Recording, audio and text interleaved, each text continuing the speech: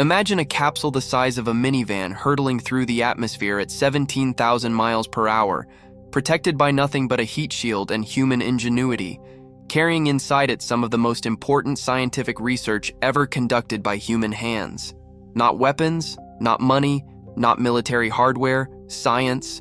The kind of science that could change how we treat cancer, Alzheimer's, bone disease, and even how we grow organs for transplant. This capsule is called Dragon, and what happens inside it, above and below the clouds, is nothing short of revolutionary. Today, we are going to open the hatch on one of NASA's most versatile and mission-critical tools in modern space exploration. We are going to go inside the Dragon, break down the experiments it carries, explain the science behind them, and show you why a cargo spacecraft orbiting 250 miles above your head might be the most important laboratory on or off this planet. Before we dive in, I want to ask you something directly, and I want you to think about it as this video unfolds.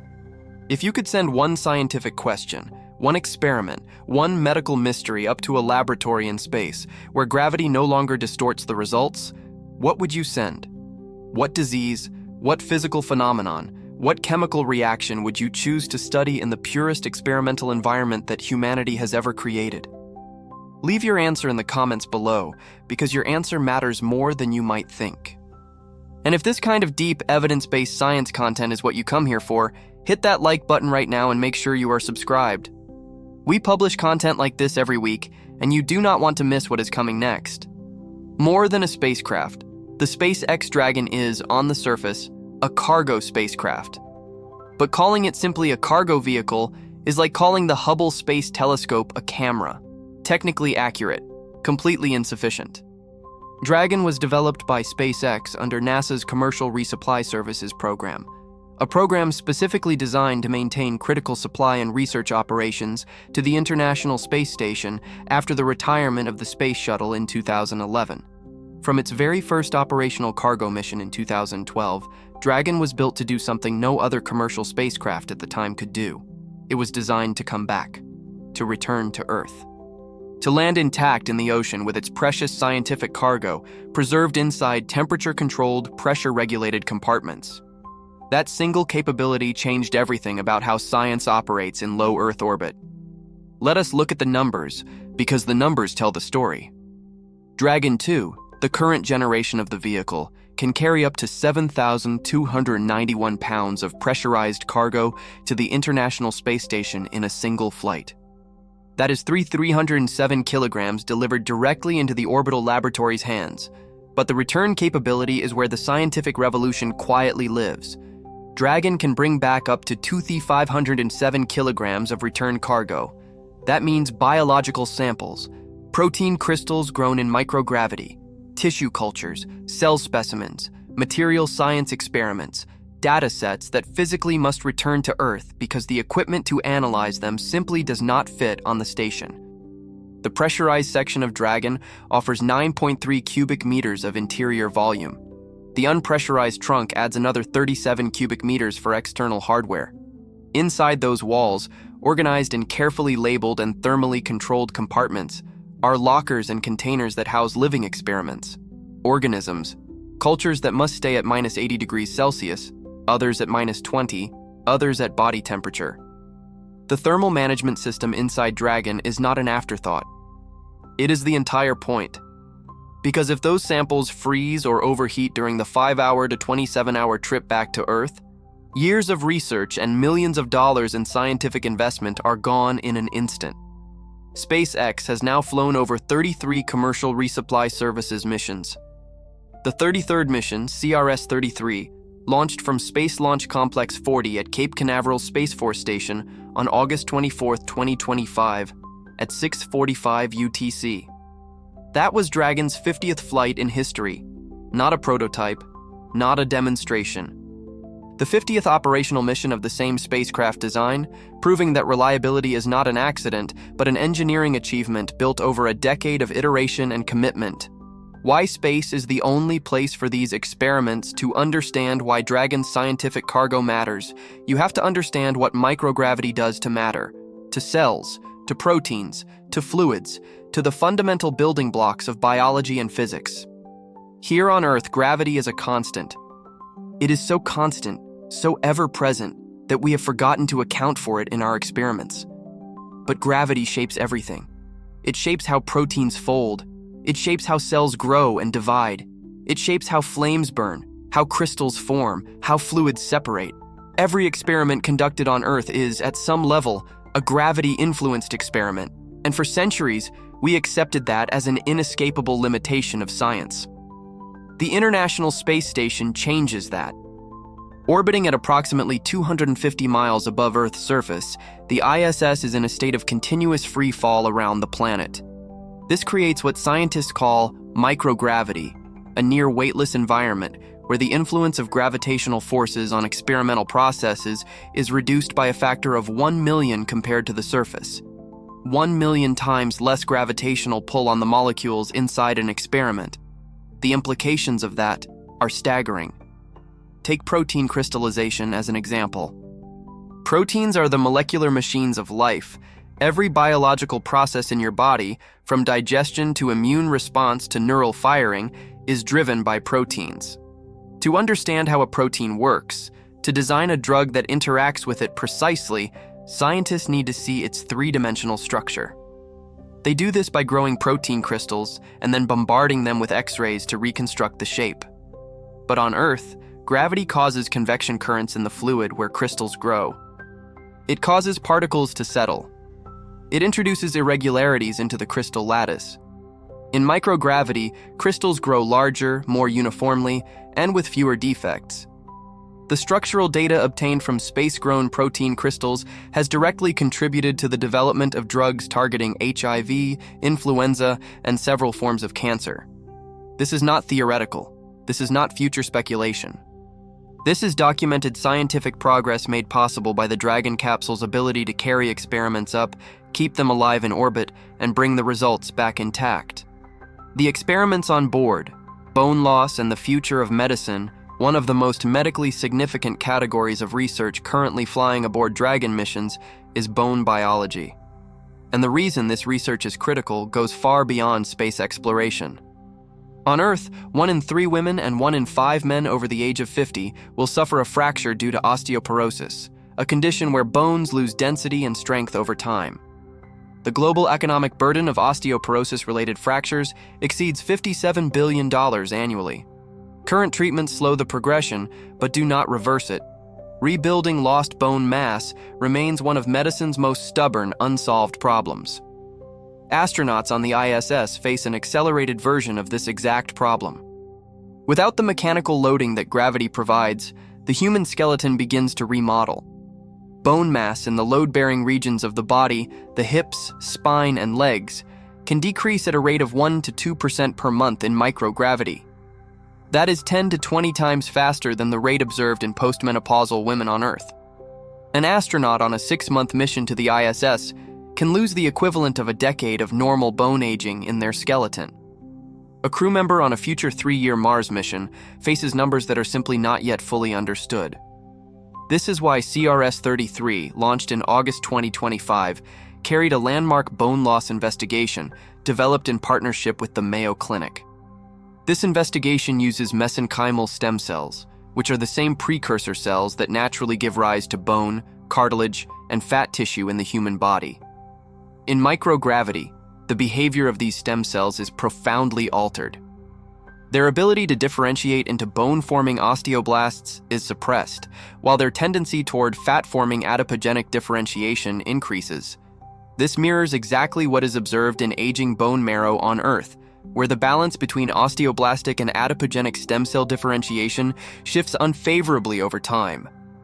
By studying this process in the purest possible environment, free of gravitational interference, researchers at the Mayo Clinic hope to identify the specific molecular signals and genetic switches that control this differentiation bias. If they can find the mechanism that tells a stem cell to become fat instead of bone, they may also find the mechanism to reverse it. The implications for osteoporosis treatment, for aging populations, for long-duration spaceflight, and for patients with degenerative bone diseases are transformative. The experiment operates in specialized hardware inside Dragon's pressurized cabin, with samples maintained at carefully controlled temperatures throughout the mission. Upon return to Earth after splashdown in the Pacific Ocean, time is critical. Recovery teams have pre-positioned vessels at the landing zone. Samples are retrieved within hours and transported to the Mayo Clinic by dedicated logistics teams.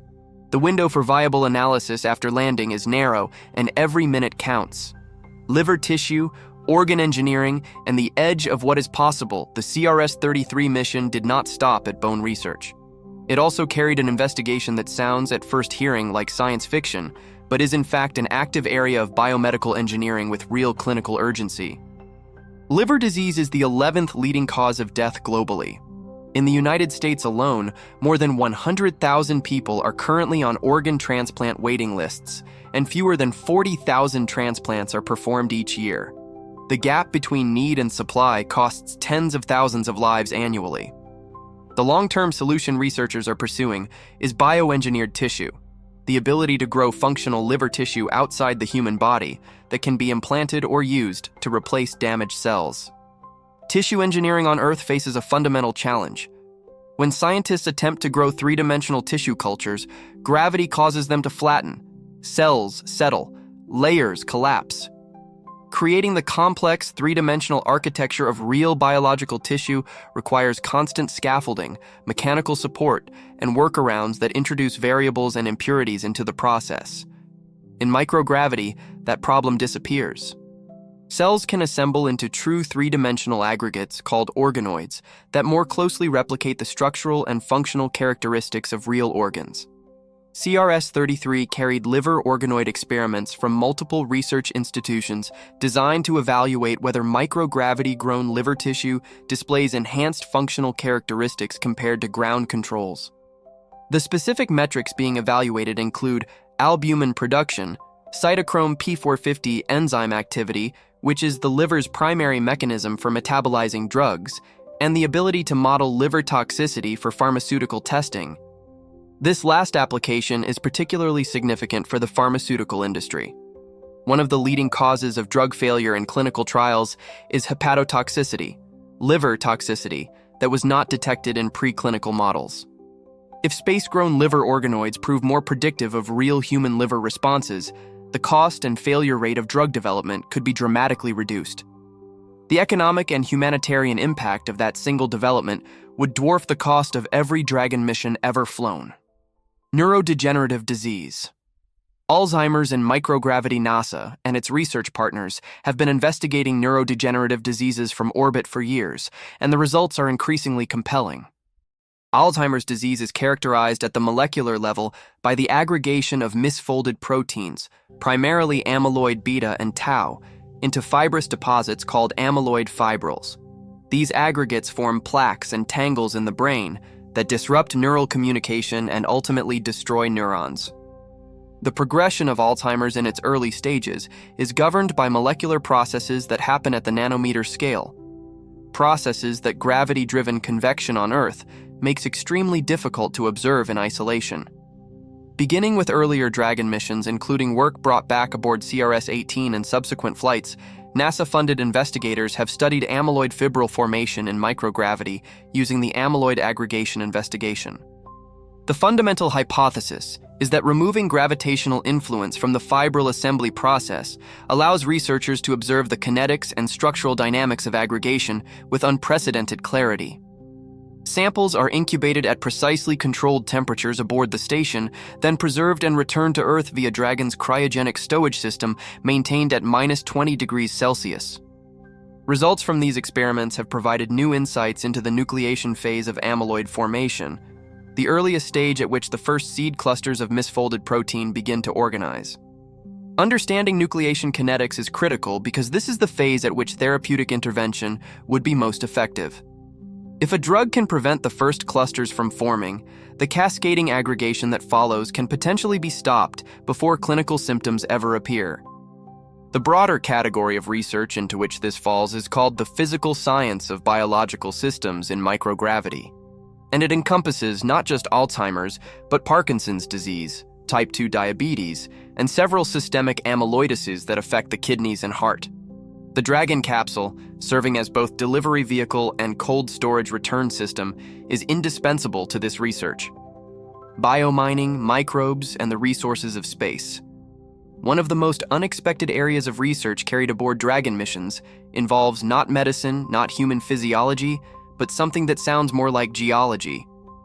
Biomining is the process of using microorganisms to extract valuable minerals and elements from rock. On Earth, biomining is already an industrial process used in the extraction of copper, gold, uranium, and other metals. Certain bacteria, particularly species of acidithiobacillus and chromobacterium, have evolved biochemical pathways that allow them to dissolve metal-containing minerals as part of their metabolic processes. Humans have harnessed this ability to process low-grade ores that would be uneconomical to refine through traditional smelting. In the context of space exploration, the implications of biomining are profound. The Moon, Mars, asteroids, and other bodies in the solar system contain vast mineral resources. The cost of launching materials from Earth to support deep space missions is, at present, prohibitively expensive. NASA estimates that the cost to lift 1 kilogram of material from Earth's surface to low Earth orbit runs between $1,500 and $5,000 depending on the vehicle and mission. 1 kilogram. To sustain long-duration missions beyond Earth orbit, humanity will need to source materials in situ, from the local planetary environment, using the resources that are already there.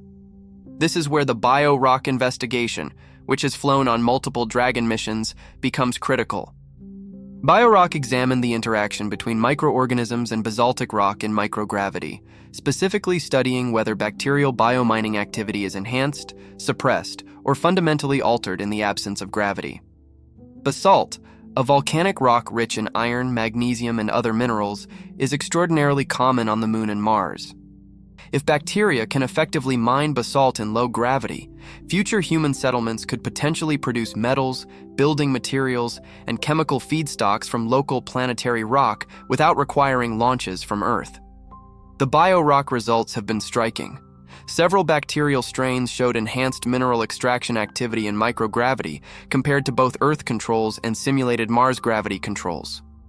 Understanding the mechanisms behind this enhancement is guiding the next generation of experiments, which aim to translate basic research into practical biomining protocols that could one day be deployed on the lunar surface. Right here, I want to pause the science for a moment, because this is the point in the video where I want to hear from you. We have just walked through bone regeneration, liver tissue engineering, Alzheimer's research, and bacterial biomining, all happening inside a capsule the size of a minivan, orbiting 250 miles above your head. And all of this research is ultimately about extending human life and extending human reach into the universe. So here is my question to you, and I genuinely want to read your answers. Which of these research areas do you think will have the most impact on human life on Earth within the next 20 years? Bone regeneration, Alzheimer's prevention, bioengineered organs, or biomining for future space colonies? Drop your answer in the comments right now. If you have made it this far into the video and you have not yet hit that like button, now is the moment. Every like tells this platform that this kind of rigorous, evidence-based science content deserves to reach more people. It takes you 1 second, and it means the world to this channel. Now let us keep going, because we have not even gotten to the materials science yet, and that is where things get truly extraordinary. Materials science, rubber, crystals, and Goodyear tires in orbit. There is a category of Dragon research that surprises almost everyone when they first encounter it, because it seems almost mundane next to stem cells and Alzheimer's plaques. But it reveals something important about the universality of the microgravity laboratory. On an earlier Dragon return mission, SpaceX brought back samples from a Goodyear tire investigation. Yes, the tire company. Goodyear partnered with NASA to use the ISS as a research platform for silica filler processing, a component critical to the manufacture of high-performance tires. Silica fillers improve the rolling resistance, wet traction, and durability of tire rubber. The specific challenge Goodyear was investigating involves the synthesis of silica particles using sol-gel chemistry, a liquid-phase process where particle growth dynamics are significantly influenced by sedimentation and convective flows driven by gravity. In microgravity, silica particles can grow under purely diffusion-driven conditions, producing more uniform spherical particles with tightly controlled size distributions. The 6 rubber samples processed on the ISS and returned via Dragon were analyzed at Goodyear's research facility using advanced characterization techniques including electron microscopy and mechanical property testing. The hypothesis is that microgravity-processed silica could yield tire compounds with improved performance characteristics that are not achievable through any Earth-based manufacturing process. This is a case study in what NASA calls the commercialization of low Earth orbit. It is not just governments doing science. It is industries, universities, startups, and research hospitals all accessing the Dragon and the ISS as an off-Earth research and manufacturing platform. The ISS National Lab, which manages access to the station for non-NASA entities, has supported hundreds of commercial research payloads across disciplines from agriculture to pharmaceuticals to advanced materials. The crystal growth investigations tell a parallel story. The LMM biophysics program has grown protein crystals of oncological significance, specifically proteins involved in cancer cell survival and in the biological response to radiation exposure. Radiation protection biology is not just a concern for astronauts. It is a fundamental challenge in cancer radiotherapy, in nuclear medicine, and in the protection of personnel who work in radiation-exposed environments. Crystals grown in the near-perfect conditions of microgravity provide structural data of a quality that allows drug designers to model molecular interactions with extraordinary precision. Space moss, AI companions, and the future of long-duration flight. The range of experiments carried by Dragon is, upon closer examination, a window into the full complexity of what it means to sustain human life and human civilization beyond Earth. The Space Moss investigation, which returned to Earth on an earlier Dragon mission, studied the growth, development, gene expression, and photosynthetic efficiency of mosses in microgravity. Mosses are among the most ancient and resilient land plants on Earth, with fossil records dating back over 400 million years. They are also extraordinarily efficient oxygen producers and carbon dioxide processors relative to their mass. In future space habitats, whether orbital stations, lunar bases, or Mars settlements, plant biology will be essential not just for food production, but for life support. Understanding how even simple plant systems adapt their gene expression in response to the microgravity environment provides foundational knowledge for designing closed-loop ecological life support systems. The Mobile Companion investigation returned AI interface hardware from the ISS and addressed a challenge that receives far less attention in public discussions of spaceflight than it deserves. Crew mental health and cognitive load management on long-duration missions is a mission-critical problem.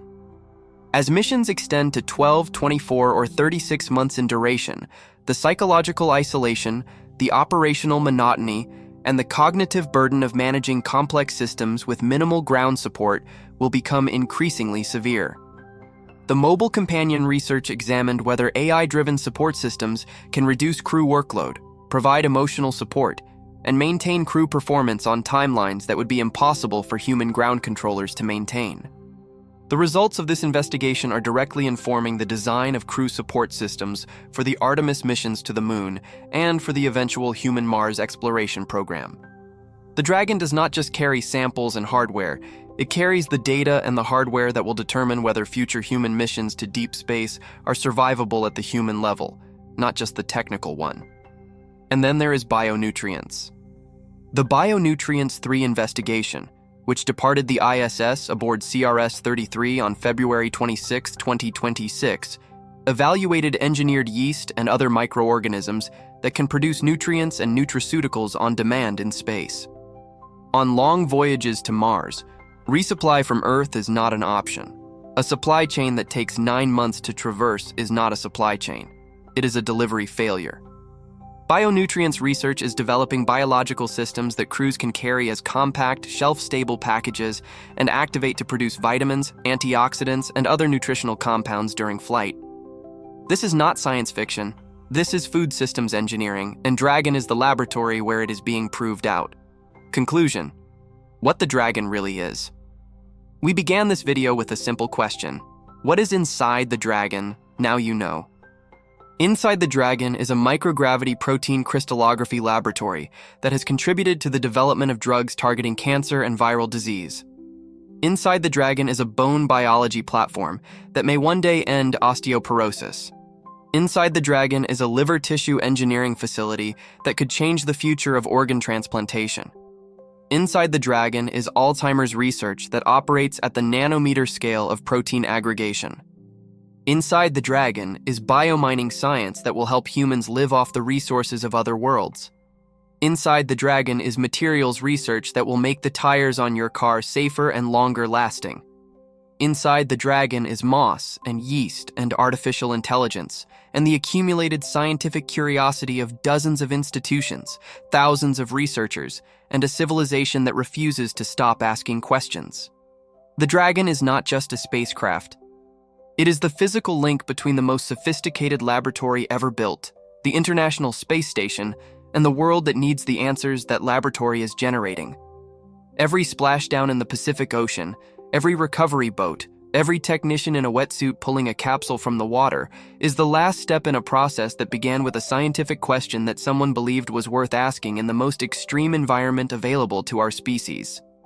We are living in the golden age of orbital science, and the Dragon, quiet and unassuming in its heat-scarred white shell, is the vessel that carries that science home. If this video gave you something to think about, something to question, something to share, please subscribe to this channel right now. Turn on notifications so you never miss our next deep dive into